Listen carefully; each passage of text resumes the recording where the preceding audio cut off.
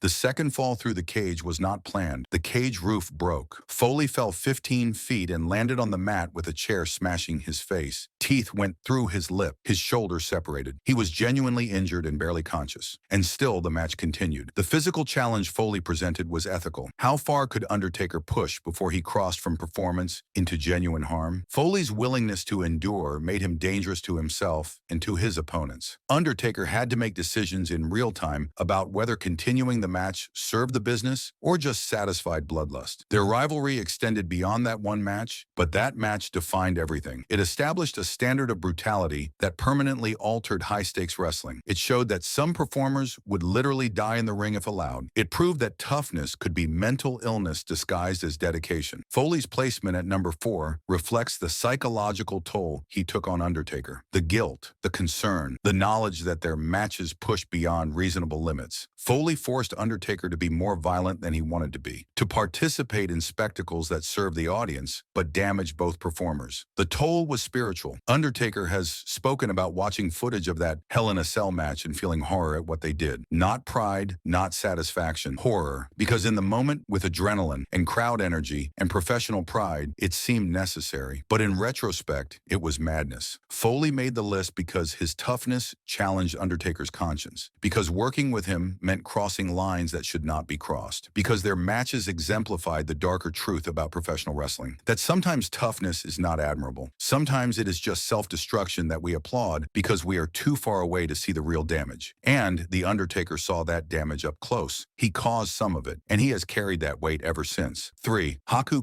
Shamrock brought legitimate fighting credentials to wrestling, but Haku brought something darker. At number 3 stands a man whose reputation transcended wrestling itself. Haku, also known as Meng, was not just respected, he was feared. Not by fans, by wrestlers, by the toughest men in the locker room who would face anyone else without hesitation, but made sure never to cross Haku. The stories about Haku are legendary and disturbing. Tales of bar fights where he bit off noses, accounts of altercations where multiple attackers ended up hospitalized, whispers about a man who possessed such genuine old-school toughness that even the shooters did not want to test him. These were not marketing stories. These were warnings passed between professionals who knew the difference between wrestling tough and street tough. For Undertaker, facing Haku meant facing the embodiment of locker room enforcement. Haku was a respected leader for decades. His mere presence established order. His reputation ensured that the line between performance and reality remained crystal clear, because crossing Haku meant facing consequences that had nothing to do with scripted outcomes. The challenge was psychological intimidation taken to its extreme. Undertaker was himself a locker room leader. He commanded respect through his professionalism and his veteran status. But Haku's respect came from genuine fear, from the knowledge that if things escalated, Haku would win. Not because of size or training, but because of an uncompromising willingness to do whatever necessary. Working with Haku required perfect professionalism. It demanded absolute respect for the craft and for the man himself. Any perceived slight could create tension that went beyond typical wrestling politics. Undertaker had to maintain focus and control while understanding that his opponent was the one person in the industry nobody wanted to genuinely fight. Haku's placement at number 3 reflects the pure intimidation factor. He was not the biggest opponent Undertaker faced. He was not the most credentialed fighter, but he was the most genuinely dangerous human being. The one whose toughness was not about sport or performance, but about survival instinct and street-level violence that existed outside all rules and regulations. The toll was stress. The psychological burden of working with someone that legitimately fearsome added weight to every match. Undertaker respected Haku deeply because respect was the only rational response. And that respect came from understanding that beneath the performance existed a man who represented pure, unfiltered toughness from an era when wrestling was closer to actual combat than anyone today can fully comprehend. Haku made the list because he was the silent enforcer, the man nobody talked about challenging, the benchmark for legitimate, non-kayfabe toughness that made even The Undertaker proceed with caution. His presence on this list is not about matches or moments. It is about recognizing that some men carry danger with them as naturally as breathing, and Haku was that man. 2. Brock Lesnar. But if Haku was danger waiting in the shadows, Brock Lesnar was danger standing in broad daylight, daring you to do something about it. At number 2 stands the most credentialed combat athlete Undertaker ever faced, an NCAA Division I wrestling champion, a UFC heavyweight champion, a physical specimen who combined size, speed, and legitimate fighting ability into a package that made him as dangerous as any human being on the planet. Lesnar represented everything that made modern toughness different from old-school toughness. He was not just playing a monster, he was an actual athletic monster who could genuinely hurt you. His wrestling credentials were legitimate. His UFC championship was real. His reputation for stiff, physical work was earned through years of making opponents feel every single suplex. For Undertaker, facing Lesnar meant facing his physical superior. That is not an insult. It is a fact. Lesnar was younger, stronger, faster, and possessed real combat skills that surpassed what Undertaker learned through professional wrestling. The psychological burden of facing someone who could legitimately defeat you in a real fight added pressure that few opponents could match. Their matches were notoriously physical. Lesnar's suplexes were not gentle. His strikes connected with real force. His intensity level was maximum from bell to bell. Undertaker had to match that intensity while managing a body that was decades older and accumulating injuries that Lesnar did not yet carry. The famous UFC 121 confrontation made their rivalry even more complex. When Undertaker appeared at Lesnar's UFC fight and they exchanged words, the line between WWE storyline and genuine competitive tension blurred completely. That moment revealed real feelings beneath a scripted rivalry. It showed that facing Lesnar was not just about performing, it was about proving himself against someone who achieved success in real combat sports. The ultimate cost came at WrestleMania 30 when Lesnar ended the streak. That moment was not just a storyline decision, it was acknowledgement that eventually reality wins. That eventually the legitimate fighter defeats the professional wrestler. That all the mystique and all the character work and all the legendary status cannot overcome genuine athletic superiority forever. Lesnar made number 2 because he forced Undertaker to confront his own limitations. Not just physical limitations, but philosophical ones. Lesnar represented the future. A future where combat credentials mattered more than wrestling tradition, where legitimate toughness overshadowed performed toughness, where the Deadman's aura of invincibility could be shattered by someone who existed outside wrestling's protective bubble of cooperation. The toll was existential. Facing Lesnar meant accepting that his era was ending, that his body could not match this new breed of hybrid athlete, that his legendary durability would eventually break against someone who approached wrestling with combat sport intensity. Lesnar was not just tough, he was the reality check that ended the fantasy. And that hurt worse than any suplex ever could. 1. Yokozuna. But if Vader was dangerous, Yokozuna was overwhelming. At number 1 stands the man. Undertaker himself named as his toughest opponent ever. Not because Yokozuna was mean, not because he was stiff or dangerous or possessed legitimate fighting skills, but because of sheer, undeniable crushing size combined with genuine toughness that transcended his character. Yokozuna regularly weighed over 550 pounds. That number is not storytelling. That is not exaggeration. That is the actual physical reality Undertaker had to manage multiple times in their long rivalry. And that weight created challenges that no amount of skill or experience could fully overcome. Consider the mechanics. The Tombstone Piledriver is Undertaker's signature move. It requires lifting an opponent, inverting them, and dropping to the knees while controlling their descent to protect their neck. With a 200-pound opponent, it is difficult but manageable. With a 550-pound opponent, it becomes an engineering problem. Undertaker had to generate enough force to lift that mass. He had to maintain perfect balance while inverted with that weight pressing down on his shoulders. He had to control the descent while protecting both Yokozuna's neck and his own spine. One small mistake meant catastrophic injury to either man, and he had to do this not once, but repeatedly throughout their long series of matches. The physical toll was cumulative and permanent. Lifting Yokozuna compressed Undertaker's vertebrae. It stressed his knees beyond their design limits. It required engaging his entire core with such intensity that hernias became a real risk. Every night wrestling Yokozuna meant waking up the next morning, feeling like his body had been through a car accident. But the challenge went beyond just the weight. Undertaker described Yokozuna's genuine toughness in and out of the ring. This was not just a character playing a monster. This was a legitimately hard individual who commanded respect through his presence and his attitude. The psychological element of facing someone that physically imposing added to the burden. Yokozuna represented the absolute peak of the size-based challenge. No opponent before or after combined that much mass with that much legitimate toughness. Brock Lesnar was dangerous but weighed 300 pounds. Vader was aggressive but was more mobile and slightly lighter. Mark Henry was strong but had a more cooperative working style. Yokozuna was the immovable object taken to its logical extreme. And moving him, slamming him, executing moves on him required a physical price that accumulated over time. The wear and tear on Undertaker's joints was measurable. The long-term damage to his back was unavoidable. The simple reality of wrestling someone that heavy that often meant accepting permanent physical consequences. His placement at number 1 is not debatable. Undertaker said it himself. Yokozuna was his toughest opponent ever. Not his greatest, not his most skilled, not his most memorable, his toughest. The one who demanded the most physically, the one who left the deepest mark on his body, the one who proved that sometimes pure size and power create a challenge that cannot be overcome through technique alone. It can only be survived. And survival comes at a cost that The Undertaker paid for the rest of his career. The Undertaker's list of toughest opponents is not a celebration of strength. It is a catalog of damage. Each name represents a piece of Mark Calaway that stayed in the ring after the match ended. Each wrestler took something from the Deadman that he could never fully recover. Yokozuna crushed his spine with overwhelming size. Vader bruised his body with relentless stiffness. Mark Henry stressed his joints with legitimate power. These giants from the early era proved that sometimes the challenge is simple physics, that moving immovable objects requires a price measured in compressed vertebrae and torn cartilage. Brock Lesnar shattered his aura of invincibility. Haku forced him to acknowledge genuine danger. Ken Shamrock introduced the psychological burden of facing legitimate fighters. These shooters from the modern era showed that toughness evolved beyond size, that real combat credentials created new forms of pressure that previous generations never experienced. Mick Foley traumatized him with suicidal dedication. Triple H exhausted him during his physical decline. Batista accelerated his aging process with explosive power. John Cena forced him to confront his own mortality by simply outlasting him. These endurance warriors from his later years proved that toughness is not just about single matches. It is about accumulation, about the slow grind of facing opponent after opponent while your body breaks down and your recovery time extends and your margin for error shrinks. The toughest opponents are not always the greatest opponents. Shawn Michaels gave Undertaker beautiful matches matches. But he is not on this list because beauty does not leave scars. Technical excellence does not compress spines. Perfect storytelling does not accelerate physical decline. This list reveals the true cost of being the Undertaker. 30 years of facing the toughest men in wrestling history. 30 years of lifting giants and surviving shooters and enduring madmen. 30 years of choosing pain over safety because the character demanded it and the business required it, and his pride would not allow anything less. Maybe the scariest thing about the Undertaker's toughest opponents is realizing that even he was not indestructible, that beneath the supernatural character existed a human being whose body could only absorb so much punishment before breaking, that every match with Yokozuna compressed his spine a little more, that every encounter with Lesnar reminded him of his physical limitations, that every war with Triple H and Foley stole time from his post-wrestling life. The list is not about glory, it is about survival, about men who tested the Deadman's limits and found them, about opponents who proved that toughness in professional wrestling often means enduring what should not be endured, sacrificing what should not be sacrificed, continuing when stopping would be wiser. From Yokozuna's crushing size to Lesnar's brutal reality, to Foley's insane pain tolerance to Cena's endless endurance, The Undertaker's toughest opponents represent a journey through 3 decades of physical warfare. They represent the evolution of what toughness means. They represent the price of being legendary, and that price was paid in pieces of Mark Calaway left behind in rings across the world. Pieces he can never get back. Pieces that ache on cold mornings and during long nights, and whenever he remembers what it cost to be The Undertaker. The toughest opponents did not just challenge him, they changed him, they damaged him, they took something irreplaceable, and even the Deadman cannot resurrect what was lost to the business he loved.